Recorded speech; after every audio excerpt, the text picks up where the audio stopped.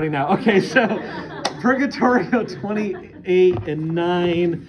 We already covered some of this. You all give me some things. We covered actually a good deal of this already. But give me some things from 28 and 29.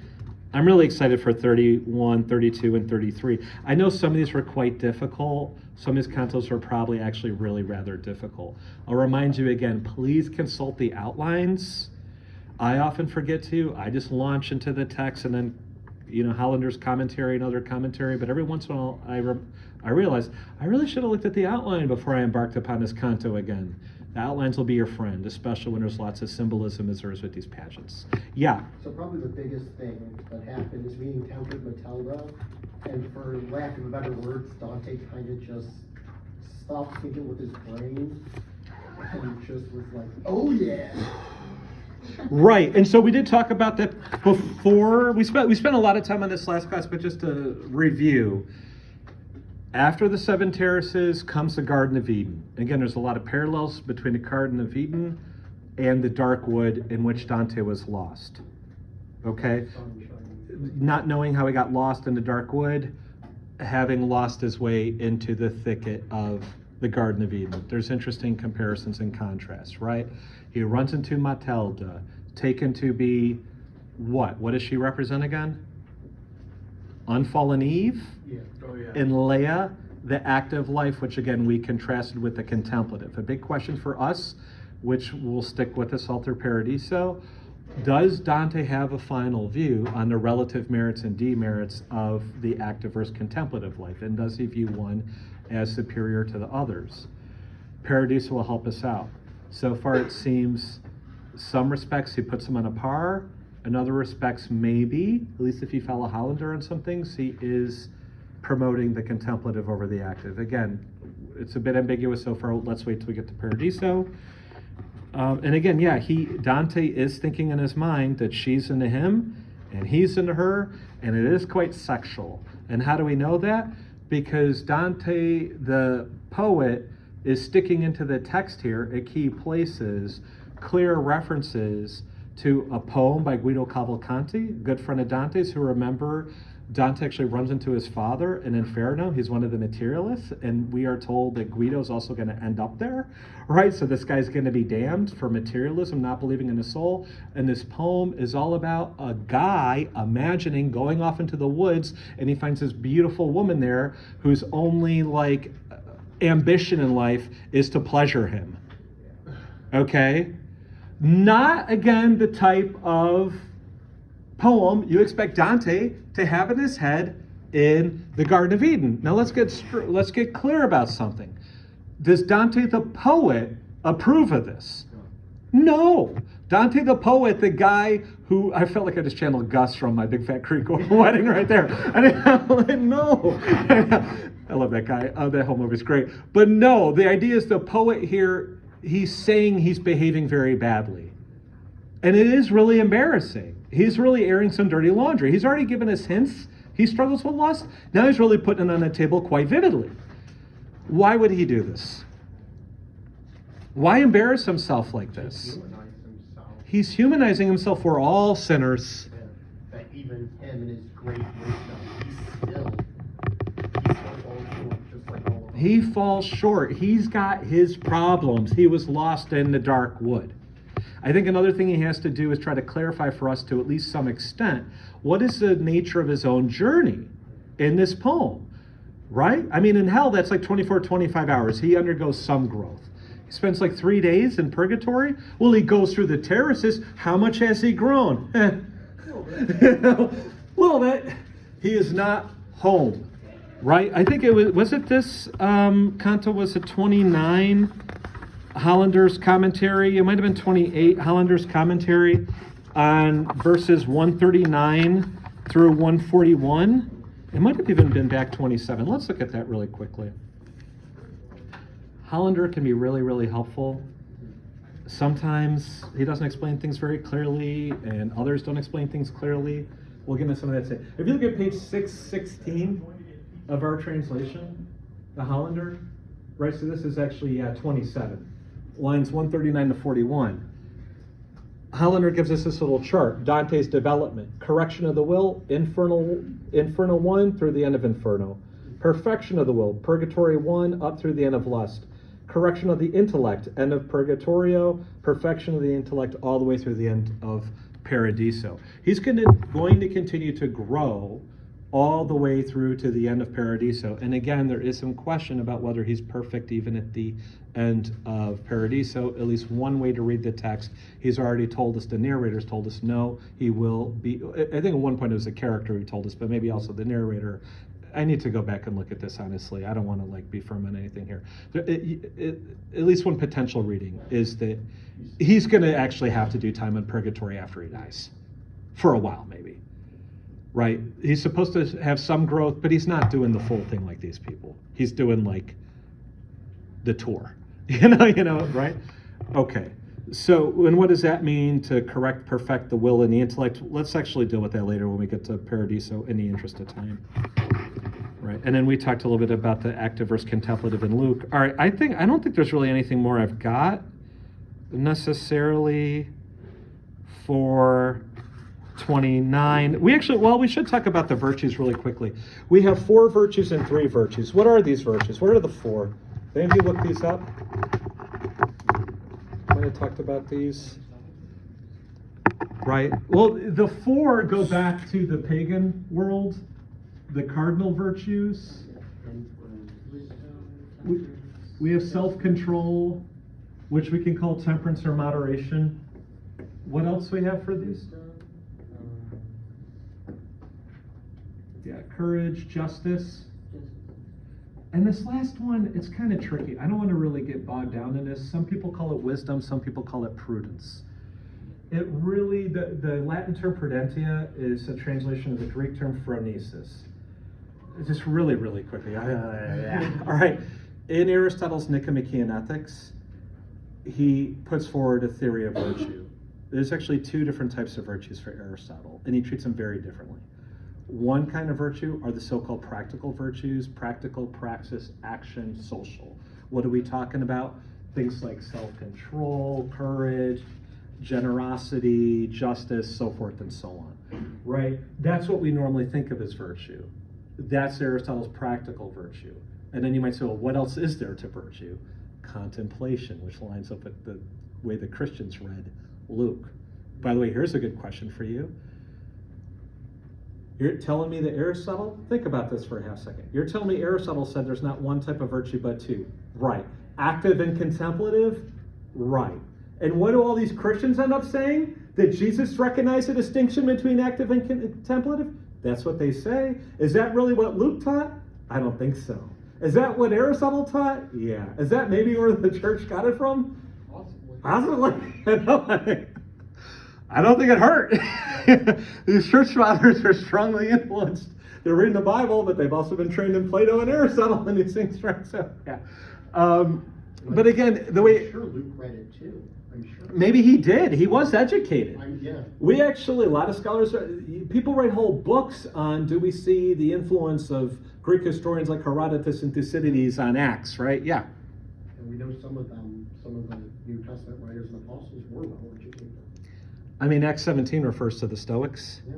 There's actually one scholar of Chronicles who died recently, Gary Knoppers, who argues that the book of Chronicles in the Old Testament actually shows awareness of Greek historiography, and some scholars think that Ecclesiastes, a book of the Old Testament, shows knowledge of Stoicism. So it could be already in the Old Testament. Okay, we're there. All right, so Aristotle's going to say 2 types of virtue, right? Like active and contemplative. Practical and contemplative, they mean the same thing. Again, the active is like social, interpersonal, courage, generosity, self-control, da-da-da-da-da. Contemplative is like spending all your time studying the higher truths. God, maybe the heavens, maybe math. There's actually debate about whether Aristotle regarded mathematics as part of contemplation or not. Let's not worry about that right now, as fascinating as it is, right? So when we put now the thing is, for Aristotle, the active virtue is governed by one type of wisdom, and the contemplative virtue is also governed by a type of wisdom. They're different types of wisdom. So we can put wisdom down here, but it's really practical wisdom. In Greek, it's phronesis. or in Latin they called it prudence. Maybe more like insight? Yeah, it's and actually kind of the funny thing is too here for Aristotle, prudence is a theoretical virtue. It's an intellectual virtue, but it governs action. It's kind of like knowing, for Aristotle, and this is kind of rooted in Plato's conception, Plato's depiction of Socrates' conception of wisdom. It's really knowledge of the human good and the human bad, what benefits us and hurts us. It also, and that has to be rooted in a concept of an understanding of human nature. What kind of things are we? Which involves psychology. How do our minds work, which touches on the soul? You don't have to maybe know everything about us, but you got to know enough about the mind to understand what's good or bad for us. And like what's good for you, being generous. What's good for you, self-control. Prudence is kind of what grasps that. But you could have that without spending all day thinking about God. That's the higher wisdom for Aristotle, the contemplation. By the way, the fact that Aristotle clearly promotes contemplation over action, that influenced church fathers to do the same, which actually seems to run against the grain of Luke. I don't know. Maybe. All right. Plato's kind of one of our church fathers, as it turns out, so is Aristotle, but yeah, they're pretty good. All right. Okay.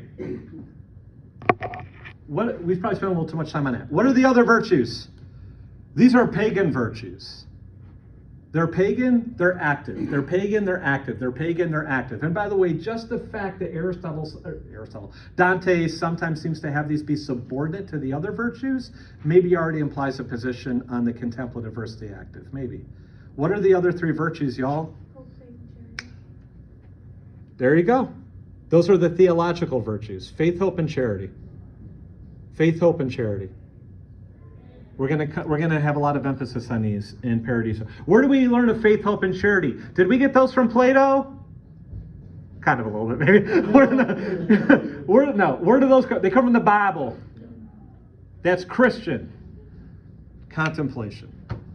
Elia, I gotta actually be careful here, though. Hollander Cardinal are pagan, but also in the Bible. They're also in the Bible, but they're also pagan. Wisdom's a huge one. Yeah, the theological are faith, hope, and love. These are in the Bible. But they're also pagan. You can also kind of find them in pagan stuff, yeah. But Hollander wants to go further, and he really wants to link these to the active and these to the contemplative, and then argue that when you see Beatrice on screen, and she seems in some ways like in her presence, the theological seem to trump the cardinal, that's already a sign that Dante's putting the contemplative over the active. I do think that's a natural way to read it. I don't know if that's totally inevitable. I have some question about that. Again, I want us to straighten out that contemplative active more when we get to Paradiso. I think we'll get a lot more data around it. All right, so I've been doing a lot of talking. Let me shut up. What do we see? So we see Matilda. Who else do we see at the end of Purgatorio? Who else do we see in the garden? What else do we see in the garden? We see Beatrice, and we'll hold off on her first. And actually, how does Beatrice come on screen, as it were? Lies down with a chair in that, right? Or comes out of this, right? This pageant, what is the pageant?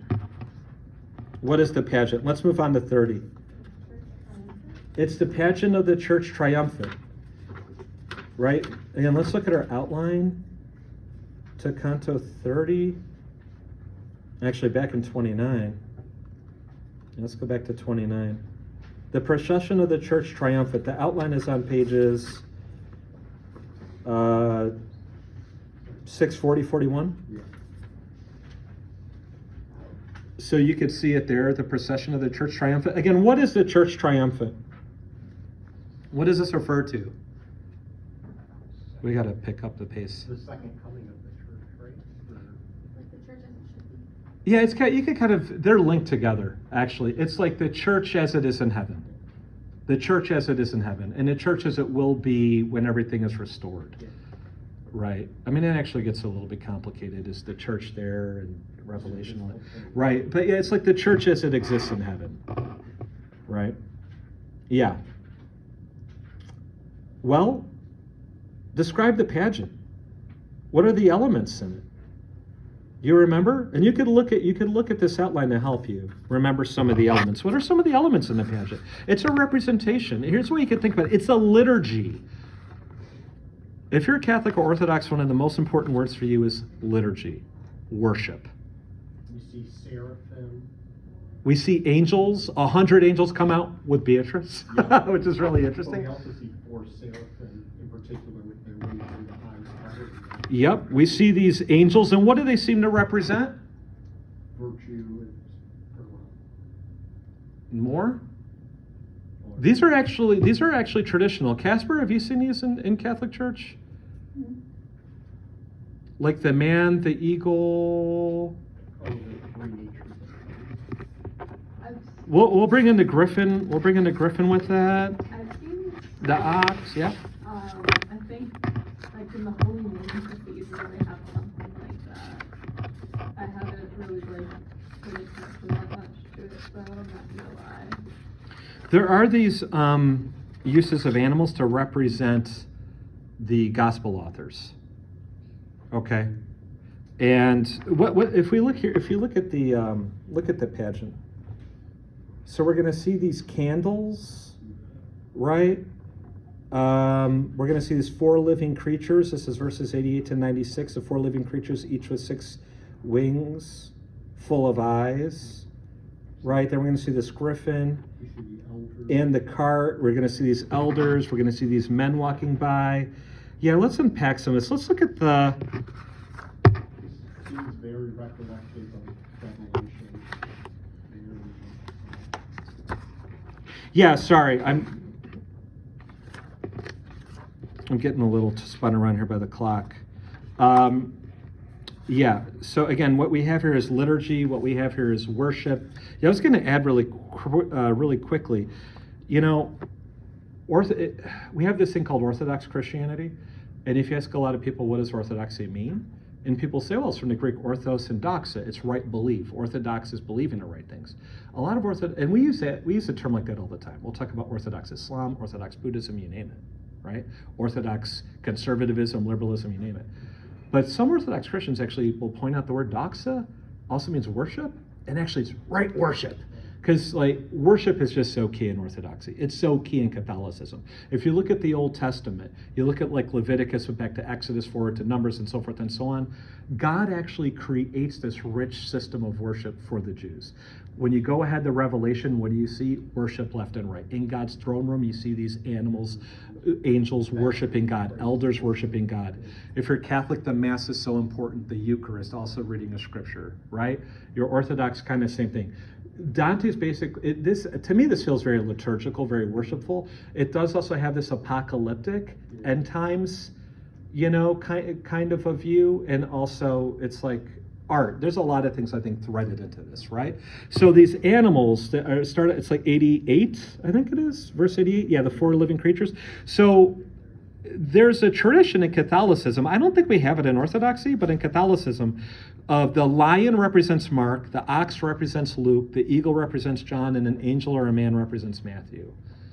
Right? And some Catholic churches actually, like St. Raphael's in Naperville, I don't know if they still do, but years ago, I used to actually go pray in their chapel a lot. They actually had this beautiful, beautiful representation of this, of the lion, ox, eagle, and the angel representing the 4 evangelists. What we're going to see here is representations of the books of the Bible. Right? Matthew, Mark, Luke, and John are critical.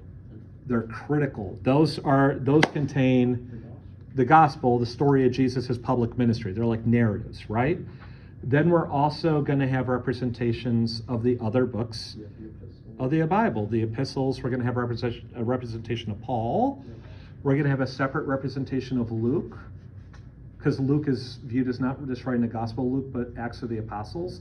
So Luke is going to be represented kind of twice, by the ox and also by the physician, because according to tradition, Luke is a physician. Right? We're going to get a representation of the books of the Bible. What is the griffin? And the candles you could liken to the books of the Bible. Right? Books of the Old Testament, 24 books of the Old Testament. And then again, you're like, there's way more than 24 books of the Old Testament. Depends how you count them. Do you count 1st, 2nd Samuel as 2 books or 1? Do you count the 12 minor prophets as 12 or 1? Right? All depends how you count them. But basically, we're getting these figures representing the books of Scripture. What is the griffin? Sorry, I feel like there's been a little bit scattered here. Let's try to get this on track. What does the griffin represent? the way I read it was it was Jesus, it's two natures in one.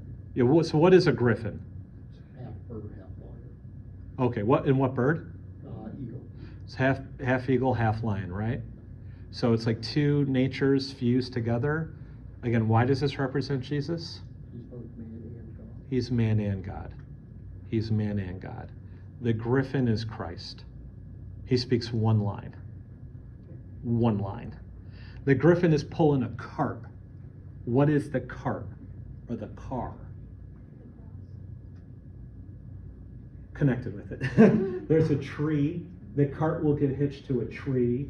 The tree is the tree of the knowledge of good and evil, which is the tree from which Adam and Eve ate, which is what led to the fall. And you're like, well, how is that the cross?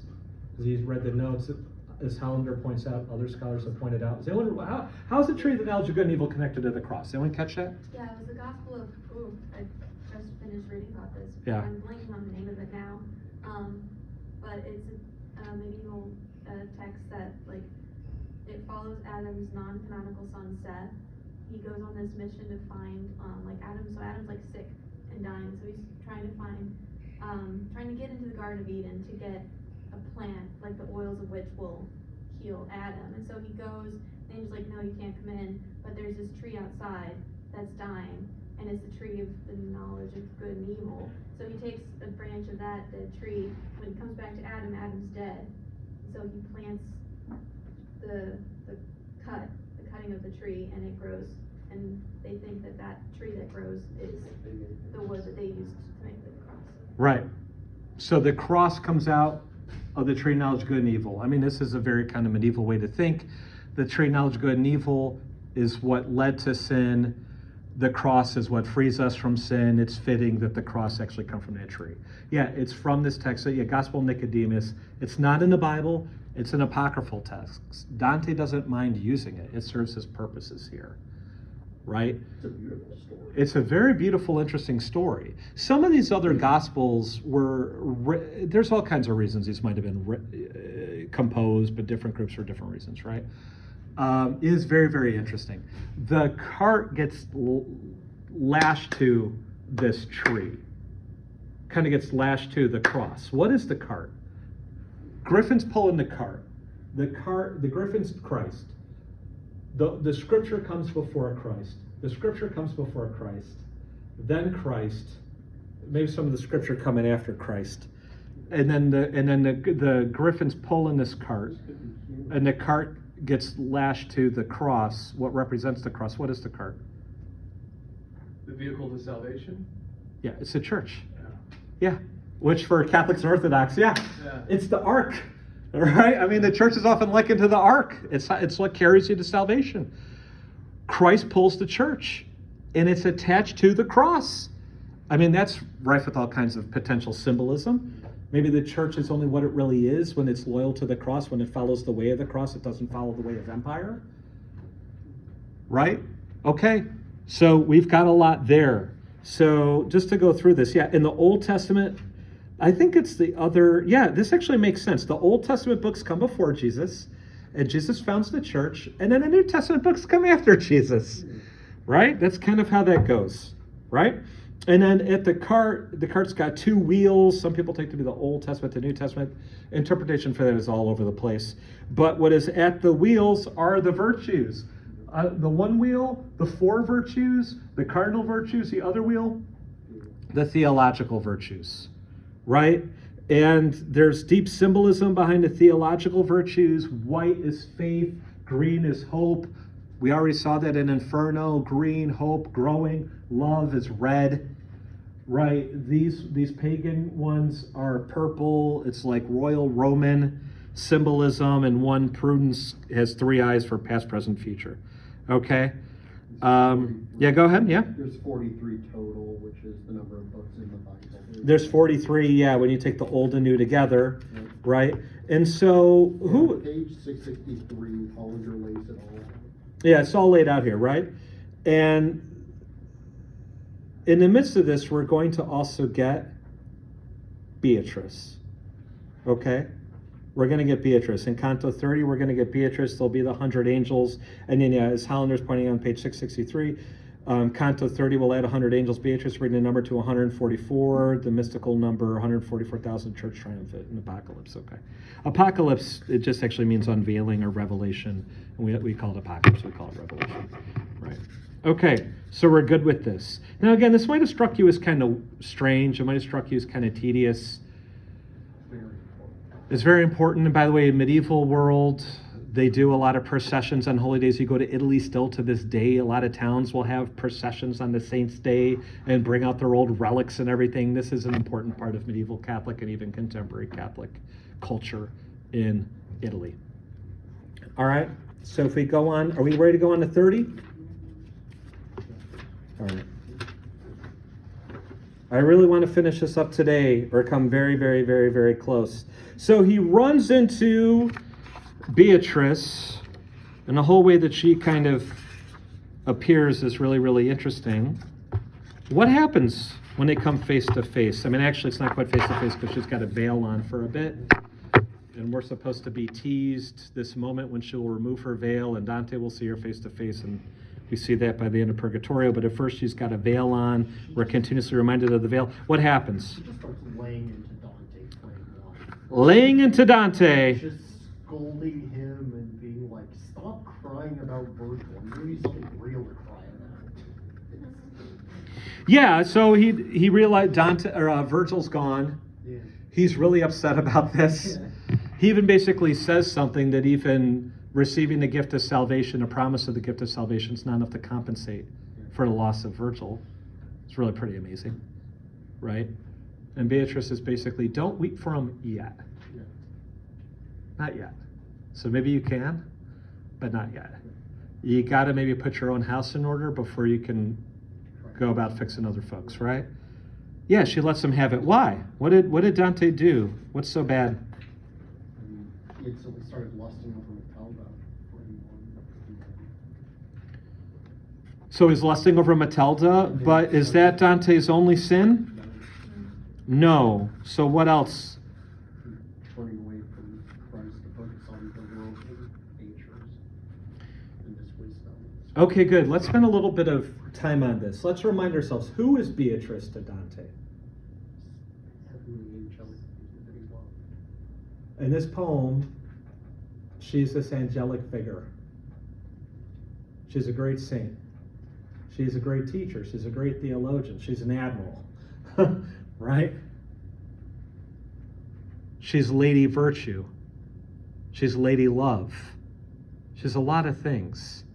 We're going to continue to unpack her all the way through Parody, so it's really interesting. I just want to remind you again, a lot of Christians have been kind of scandalized by this poem. They're like, where's Jesus?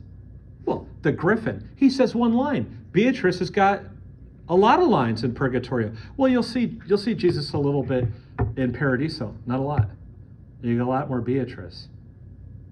Dante knew this would be striking. I don't want to try to settle that yet. I want to kind of wait. Let's go through Paradiso for that. But you should be asking yourself, is this good Christian theology or not? Good Catholic theology or not? I think it actually might be really wonderful Catholic theology, as it turns out, right? But we'll wait for that. People can have different views of that. But who was Beatrice to him in real life? When did Dante first meet Beatrice? Was she a real person according to Dante, it seems? Yeah. Yeah. Some scholars think we actually know her last name. I think it's Portinari. Right? Some scholars think we actually know a little bit about her father, her family, whom she married, this kind of stuff, right? Using some of Dante's earlier works and some other information that we have. So Dante sees her when he's really young, like 9 years old. And what happens? Falls in love with her. And then sees her again years later. Now these numbers are probably symbolic. Okay. He falls in love with her. He pines for her for years. He sees her again. His love is renewed. What work is this all contained in? This story of Dante seeing Beatrice in church in Florence when he's young and falling in love with her. It's not in the comedy. What work of Dante's is it? Do any of you know?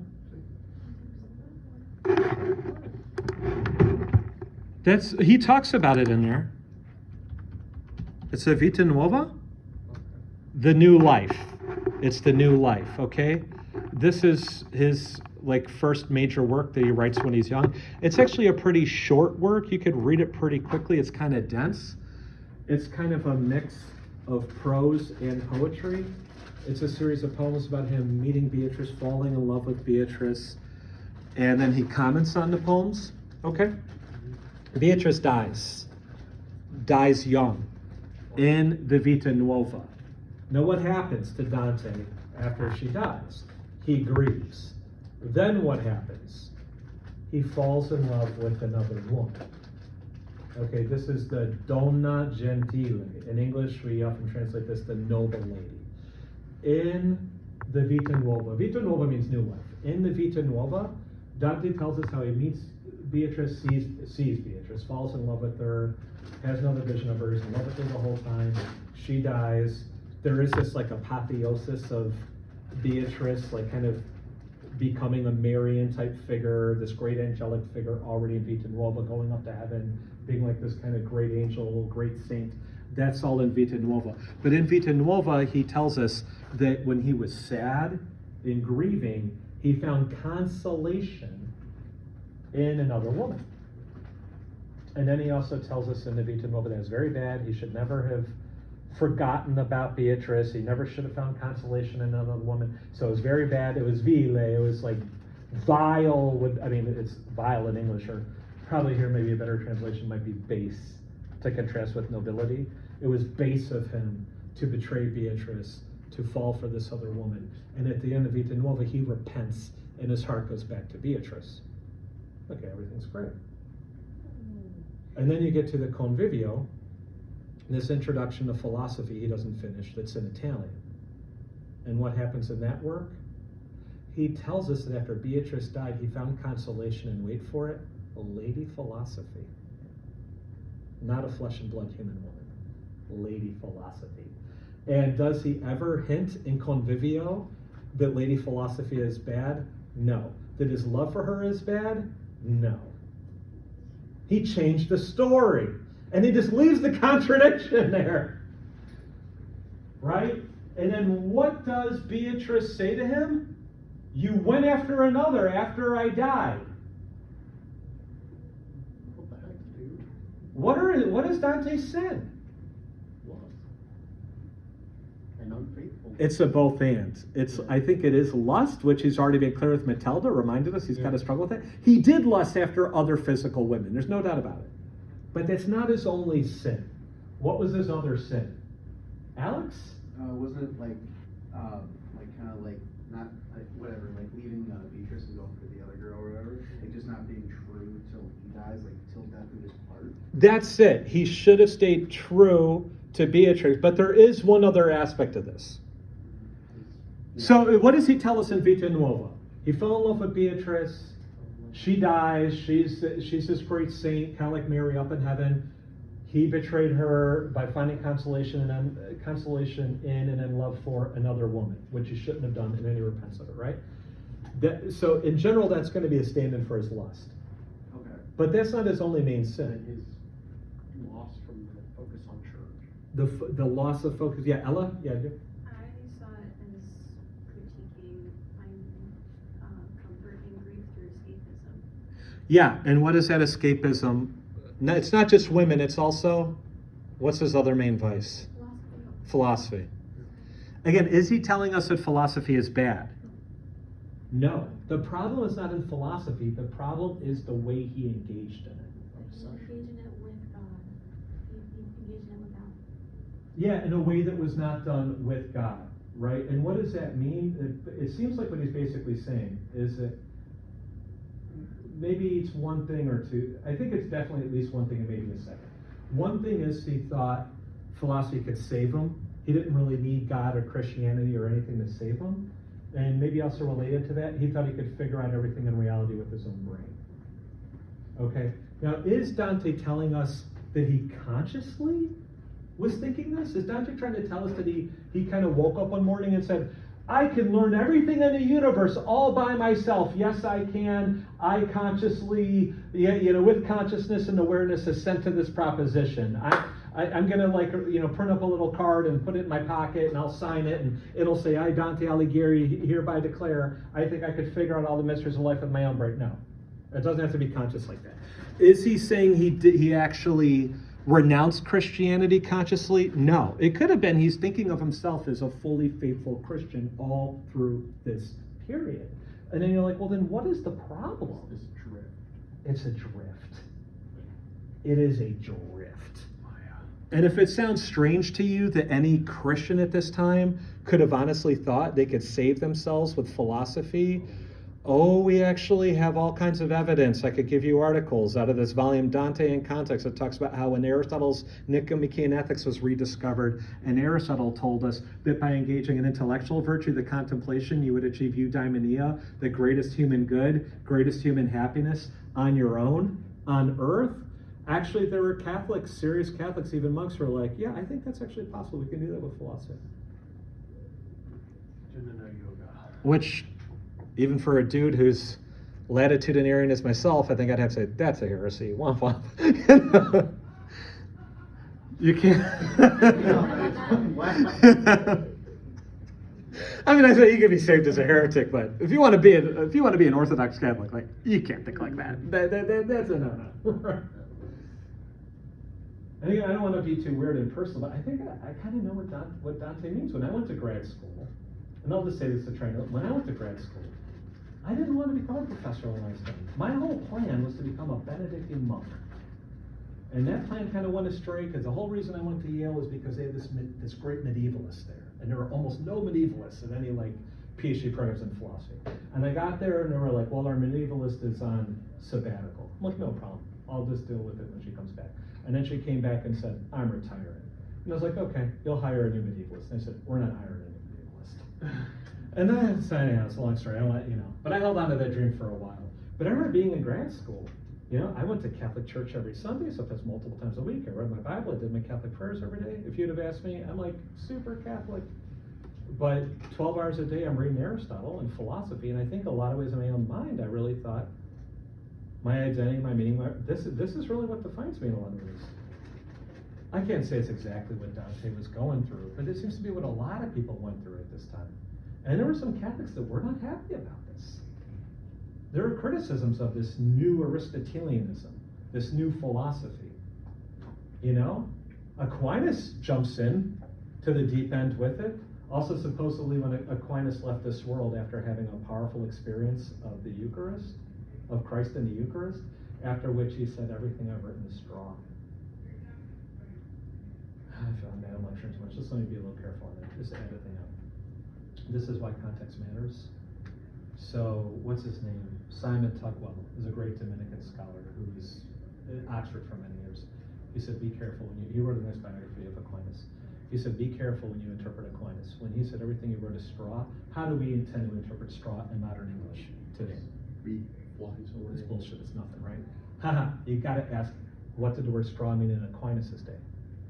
It often was used in biblical interpretation for the plain text that would be embellished by further interpretations. So when he said everything I've written is straw, he's not necessarily saying it's all worthless. What he's saying is it's just scratching the surface. It doesn't mean it's wrong, but you gotta go beyond it and have your own experience. So even Aquinas, who's like a dedicated Aristotelian, that calls Aristotle the philosopher, and his whole philosophy is basically how do you wed the Bible and the church fathers to Aristotle, at the end of his life has this powerful experience of Christ in the Eucharist, and he's like, it's all straw. And then he didn't talk for a month, and then he died. Right. He went go Tommy. So anyhow, this seems to be this is what Beatrice is slapping him around for. It's not that philosophy is bad. It's great. The problem doesn't lie in philosophy. It lies in Dante. It's he made an idol out of it. He lost his way with women and intellectual achievement. Right? Okay. You guys talk for a while. That was a lot. Marco? Was it like the Ibn Rushd thing? Okay, good. So there's also some debate over this. Really quickly. There was a Muslim philosopher named Ibn Rushd, or in English, we call him, in Latin, they kind of call him Averroes. And if you read books, and he was, okay, let's do a little more detail. Ibn Rushd, that was hard for Latins to say, so they said Averroes, right? He was a Muslim philosopher, a great philosopher. He wrote a lot on Aristotle. And he wrote a lot of commentaries on Aristotle. Aristotle is so difficult to read that without commentary, you wouldn't be able to understand it. So when these Latins start getting Aristotle, it's not just the texts. They are heavily dependent on the commentaries, which we still downplay in a lot of the histories we write of this. So what commentaries are they using to understand Aristotle? They're using a lot of Averroes. Now, Averroes taught a lot of things that are really contrary to Islam and to Christianity, both. Like maybe we don't have individual souls. You know, like something like that. Maybe all humanity shares like one soul or something like this, right?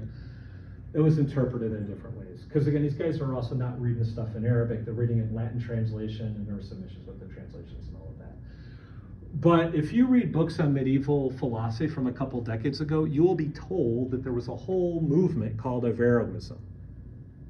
And that a lot of its teachings were heretical, but that a lot of Catholic philosophers actually were following it, even religious, like monks and such, right?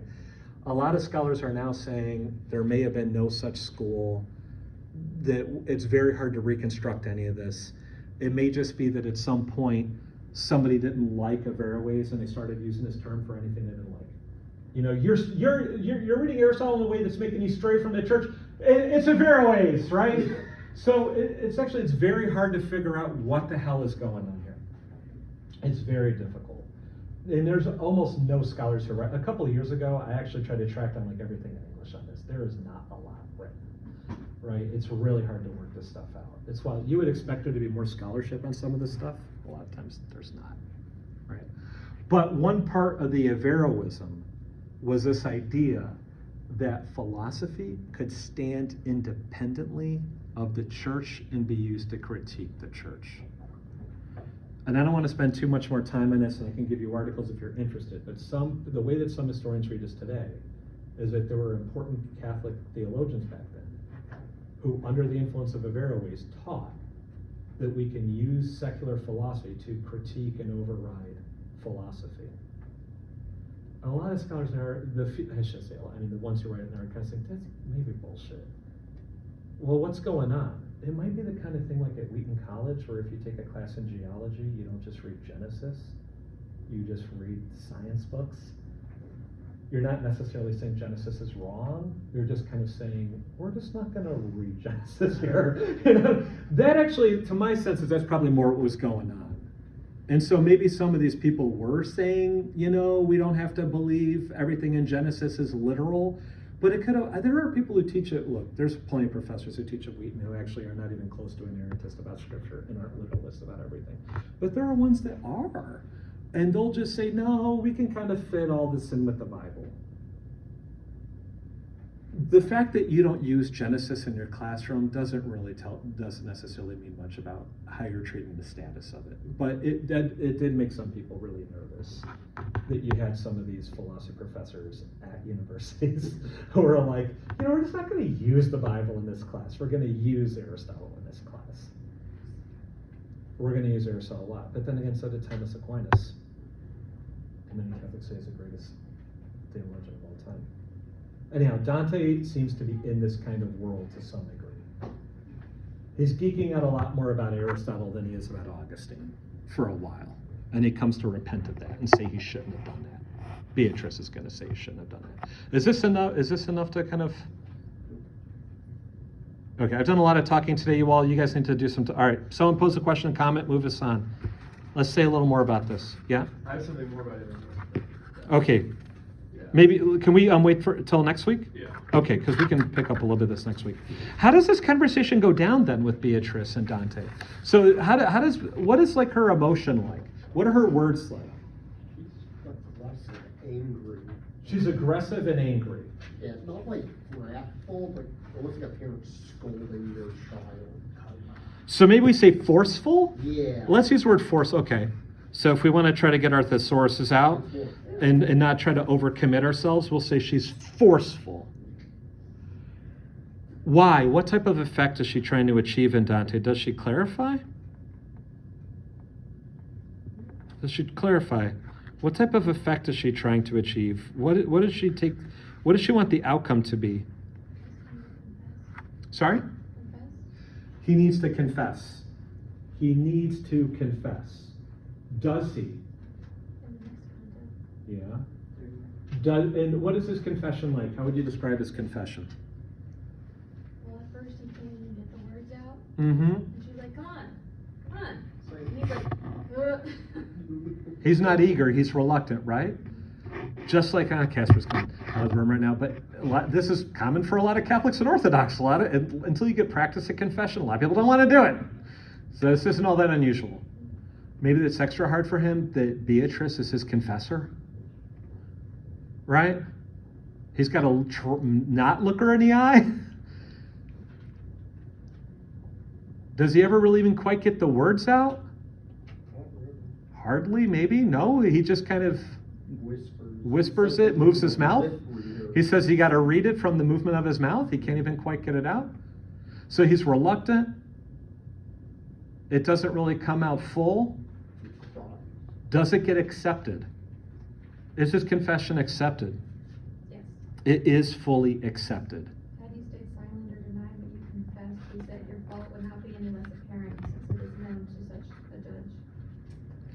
His confession is fully accepted, right? And really quickly too, we might want to go back to, what is it, Purgatorio 9, the steps leading up to the gate, right? We have the 3 steps we can interpret in 3 ways. So one way the traditional way would be like contrition, confession, absolution, but remember Dante reverses it. He confesses, then he feels contrite, and then he receives his absolution. It's almost like he's got to get the words out, but you kind of see a process here in Dante, right? It's a process. Maybe Dante's actually trying to comment here on trying to help us to make a good confession, right? Like to do confession really properly, you got to really reflect, and it is really hard. It is really difficult. But it's actually through the process of trying to get ready for confession, even making a confession, you come into greater knowledge of yourself, and you're actually able to feel more properly contrite for what you've done. Why do you think Dante is so reluctant? You could say, yeah, it's Beatrice. Okay, say a little more. Why is he so reluctant to confess? Why do you think people in general are reluctant to confess? People don't like admitting fault. They don't like admitting fault. What kind of feelings might we associate with that? Guilt and shame are 2 real big ones, right? Okay. What happens once the confession comes out? Baptized again, kind of. Okay, so eventually we're skip ahead a little bit and then come back. He's going to receive a kind of a second baptism in 2 rivers, right? Yeah. What are they? Well, it was like in the Tigris and Euphrates. They had specific names. He uses the term Tigris and Euphrates. If we read Genesis, we're told there's 4 rivers that come out of paradise. 2 are the Tigris and Euphrates. Those are real rivers. Yeah.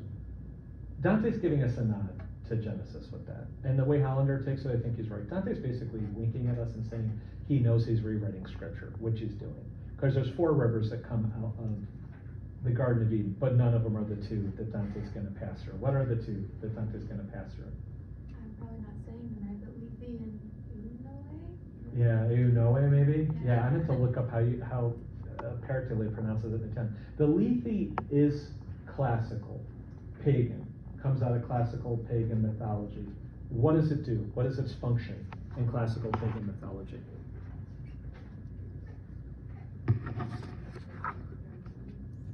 You suffer oblivion, you suffer forgetfulness of what may be of everything. When Dante goes through the water of the Lethe and drinks the water of the Lethe, does he forget absolutely everything? Does he suffer complete oblivion? No. What does he forget? His sin. I think there's a lot of stuff here that's really critical. Austin, this is for you if you're listening. I think you kind of snickered when I said we'd get all the way through Purgatorio today, and then I snickered back. You're right, my friend. We'll get through most of it.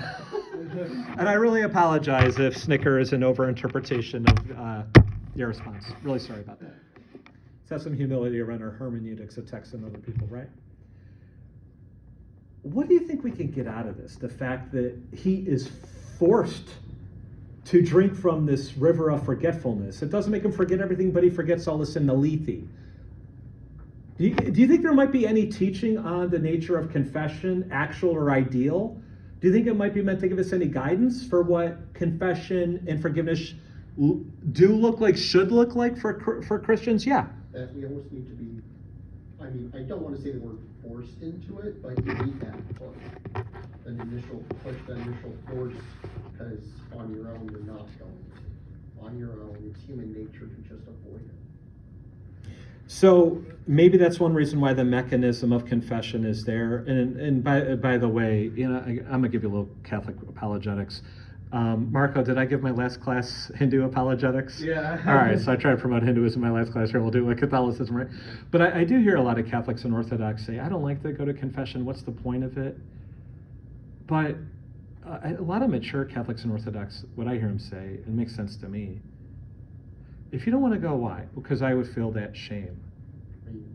Maybe, well, what happens if you never confess it to anybody else? Maybe the shame just festers in yourself. If you really think you're so gross and disgusting, you can't even share that to another human being because it would melt you.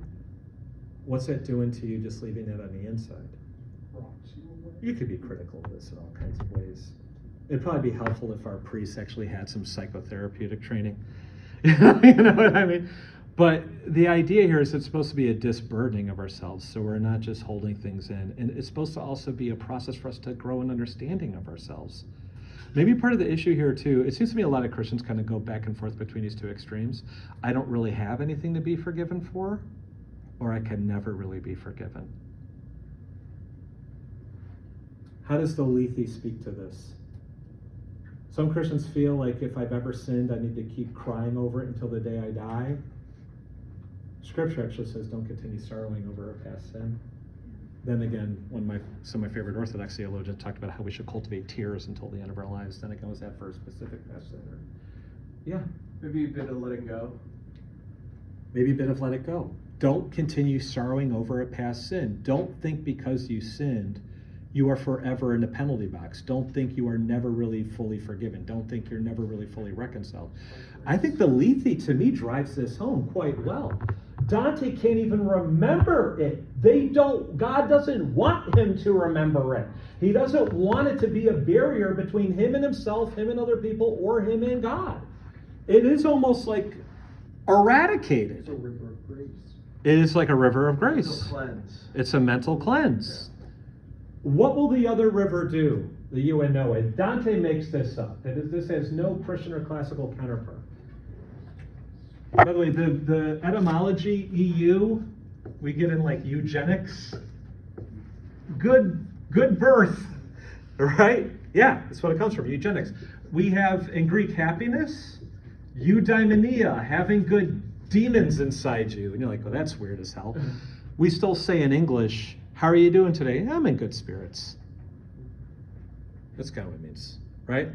We also have you and Noah. You is good, Noah is from nous. It's like good mind. It seems to be what it is. By the way, in Aristotle, the intellectual virtue is a virtue of the nous. So, right? The theoria, the contemplation, is the activation of, Aristotle calls it the nous. This is like good mind. So the lethe makes you forget your sin. What does the you and Noah do, if we're saying it right? Yeah. It aligns the mind to goodness. It aligns the mind to goodness. Yeah. And in particular, it seems to do that by reinforcing your memory of the things you did well. I don't want to spoil too much for Paradiso, but it's going to be really interesting what happens in Paradiso with this. I put it this way. Everyone's going to be in heaven, but they're not all going to be in the same level in heaven. They're going to be in different levels in heaven. And it's going to be kind of connected with this river that you and Noah. Right? So I'll just put that out as like a teaser trailer and not get into it anymore. You might be thinking along the right lines, Marco. Okay, so he drinks from these two rivers, and then he's ready to ascend. Well, what else happens along the way? We had the procession of the church triumphant. What else did we see? What else did we see? By the way, there's something from Purgatorio 30 I absolutely want to make sure we cover before we finish today. Do we want to go back to that? I want to go back to the very beginning, of Purgatorio 30 before we leave. So we have the church triumphant, and then the church triumphant goes up into heaven. And by the way, we're going to see the church triumphant again in Paradiso, and it will go back up to the higher heaven of the Empyrean in Paradiso. So we're going to see a kind of descent and ascent twice over of the church triumphant. And then what's our second pageant toward the end of 32? The church militant. The church militant, the pageant of the church militant. What is the pageant of the church militant? Church as it is on earth. It's a church as it is on earth, embattled. Yep. Christian soldiers, onward Christian soldier being a soldier for Christ. Paul uses this imagery that might be connected with why he's holding a sword in the pageant of the church triumphant. And then again, too, people laugh and say it's ridiculous that Beatrice is an admiral. Is it? Again, Matilda held a sword. And again, the idea here is all Christians, if they're taking us seriously, are soldiers. Well, if Beatrice is a leader, then she's a military leader. This imagery might, some Christians today might say, I don't know if we should still use that imagery. For Dante, it did have resonances probably with the Crusades, which he thought were amazing. Right? Yes. He's very much a fan of the Crusades. We'll see that in Paradiso. He's going to praise Crusaders. It was the Middle Ages. It is what it is. What does he see in this pageant of the church militant? This is where the outline helps you a lot. There are 7 distinct images. Let's read through these two together. Yeah. Do you want me to read through them? Go through them. Is everybody on the right page first? We're on 7:13.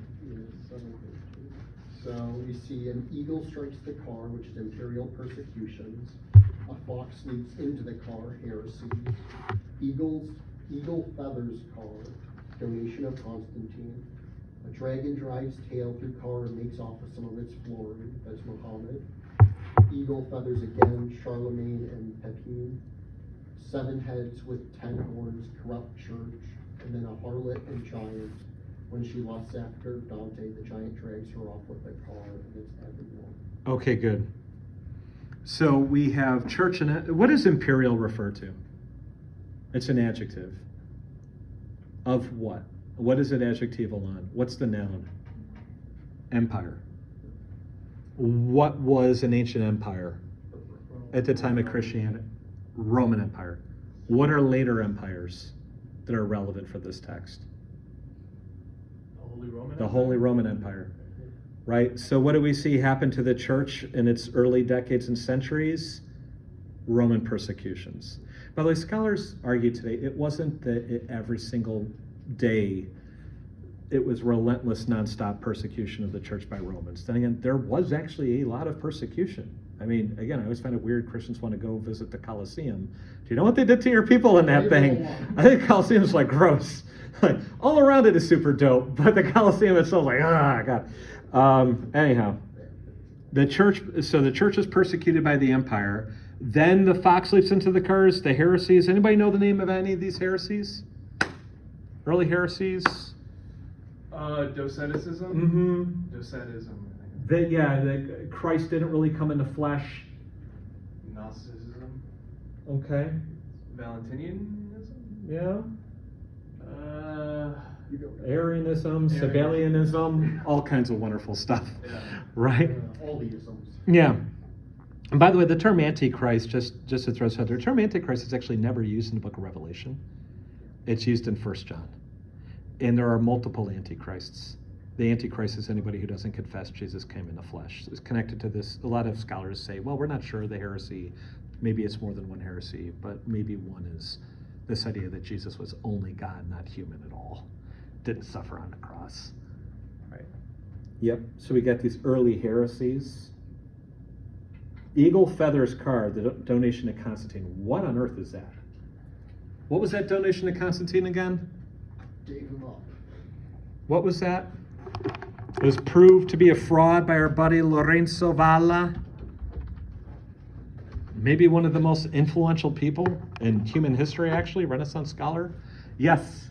It was this alleged people or document, I think, from Constantine saying that the Pope could wield more power than he actually, and it was totally a fraud. But it allowed this seizure of power. Yeah. The idea here was that Pope Sylvester cured Constantine, the emperor, Constantine maybe a leprosy or something. And in exchange, Constantine basically said, oh, you can have the whole empire. And gave all the empire, the Roman Empire, to the popes. So the popes would rule over the church and over government.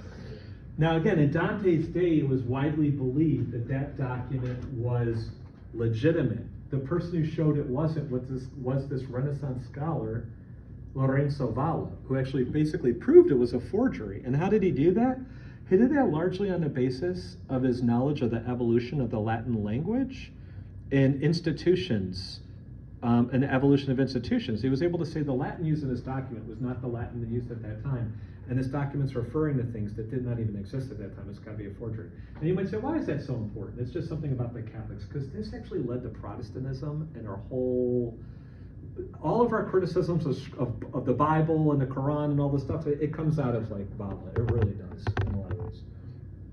He's not the first person to have raised some hard questions. Already some of the rabbis said that Moses couldn't have written the end of Deuteronomy since it describes his death.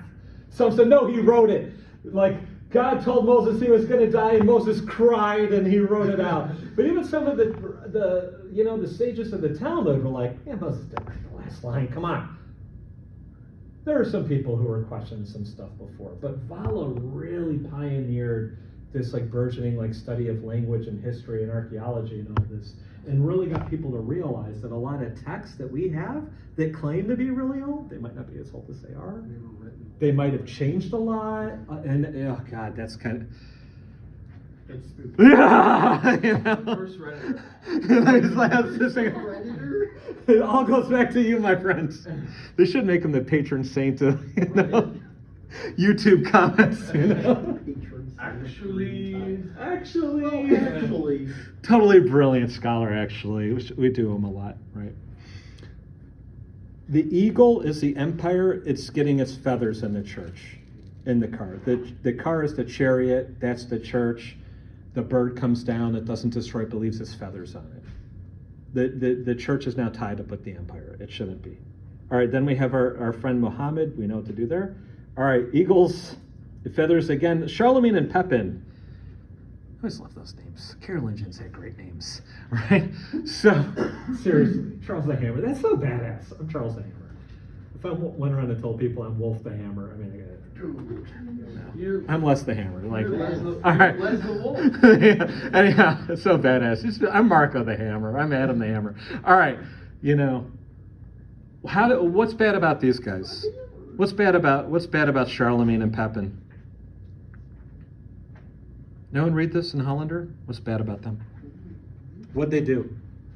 The church gets feathered again. The cart gets feathered again. They don't break up the church. They don't use, they're not killing popes, deposing popes. What do they do? Yeah. Well, I guess Charlemagne connected with political power? He did. Remember, he got crowned king Christmas Day, the year 800. Dante also seems to have in mind this gift of land that the Holy Roman Empire, these kings gave the popes. That's probably there. Hollander mentions that. I'm wondering if the thing you mentioned is not even bigger for Dante. It's like connecting papacy and empire, more. Dante's like, don't do that. Have these separate. Again, that was Radical. That was really radical when Dante's saying this. Then we get the 7 heads and 10 horns. What's the deal with this? It's the beast from Revelation. It's the beast from Revelation 13. Now here's an amazing thing about this. In the context of Revelation, the beast is not the church. No. It's an enemy of the church. Yeah. And then you can say, well, how did Dante interpret it? Well, if you take it back, it actually goes back to the book of Daniel. And in the book of Daniel, the figures that become the beast in Revelation, it's clearly not Israel. It's foreign empires harassing Israel. Dante, I think, is doing something really radical here that Hollander, I don't see other scholars commenting on. He's saying the church is actually the evil empire. And it transforms from within itself. Yeah. Which we see currently. We definitely see things sadly. I would agree. Right? So but it is really radical what he's doing. Dante's saying all that stuff about the evil empires, it is the church has become that. It's gotten too connected with empire, and it has gotten corrupt. And then we have the last kind of stroke here, which happens during his life. Again, the Babylonian captivity, when Philip the Fair, this French king, has Boniface VIII kidnapped, tortured, he dies. He has installed a French king in France that does the bidding of the French, and it remains there for decades. Right? And there is this line, there's two things maybe we'll do before we leave. Did you see this line where Beatrice kind of tells Dante the church is and is not? It's to the end of 33, I believe it was. The church is and is not. It's actually a quote from Revelation. It might have been 32. I think it was 33. The church is and is not. It's a quote from Revelation. What's basically seems to be happening there is Dante is saying that the church at the end of all this is just not what it used to be. And actually in Paradiso, we're going to see St. Peter himself say that the papal seat is vacant. The Pope, St. Peter himself is basically going to say the church is basically dangerously corrupt. And maybe Dante's expecting Jesus to come back real soon and kind of save it and end history. At least that's what the poem's telling us. The real Dante, I don't know what he would have thought about this. One more thing I want to cover before I go. The questions or comments say this? Let's do the thing. Go back to 30 real quick. The very beginning of 30. This is page 667. When the seven-starred wane of highest heaven, which never sets and never rises, and never wore a veil of fog except for sin. Okay, we'll just stop there. The wane is the wagon. This is the Little Dipper that contains the North Star. It's the North Star, yep. Can you always see the North Star at night? No. No, why not? Because sometimes you don't, well, there's smoke in the way, there's fog, there's sky. Is he saying sin is that smoke and fog? Yep. Okay. But does the star still shine no matter what? Yes. I think there's already a sign here that if I don't want to overinterpret this, but I wonder if you can interpret this to mean, I think this is good Christian theology, though Casper, you can disagree if you think I'm off here. The problem with sin, and this actually pushes away from forensic juridical, at least in some ways, and more towards therapeutic. The problem with sin is not in God, it's in us. God's love never fails. God never turns away from us. God never withdraws his love. It's that we can't see it. We don't accept it. We turn from God. God never turns from us. Which actually is exactly what Jesus says multiple times in the Gospel of John. I never turn from you. I never turn from you. I never turn from you. You can turn from me. I can never turn from you. Right? I mean, we can go on to ask our question. Who really turns away with consciousness, with awareness, with knowledge? I don't know if anybody does. And even if they did, would an eternity in a lake of fire be an appropriate recompense for that? Yes. Okay, Marco. Would a parent, if you have a child someday, I want you to ask yourself, is there anything that child could ever do that would ever lead you to close your door to that child permanently? Probably. I am not an infinite I'll say. being. Wow. Okay, so we might say that. And actually, again, in Isaiah 4, let's think it's in Isaiah 49. In Isaiah 49, God actually says, could a mother abandon her child? Yes, but I could never abandon you. He actually does say some human parents do, but I never could. All right. Sorry, I had to fit in the universalism there at the end for the weekend. All right, and then what's the last thing that Dante sees? What's the last word of the stars? He's a new plant, regrowth, hope. It greens again, sees the stars, and we're going to be in heaven. When we get to Paradiso, I'm going to give you an assignment. Can I give you an assignment for Monday to read a couple of cantos and write something on it? I'm going to tell you right now what Paradiso. Paradiso, if you thought these first two parts of the poem were difficult, Paradiso can be a real sumbitch. Hang in there. I will send you passages to focus on. Hang in there. It is worth the ride. It is worth the journey. There will be some super cool stuff.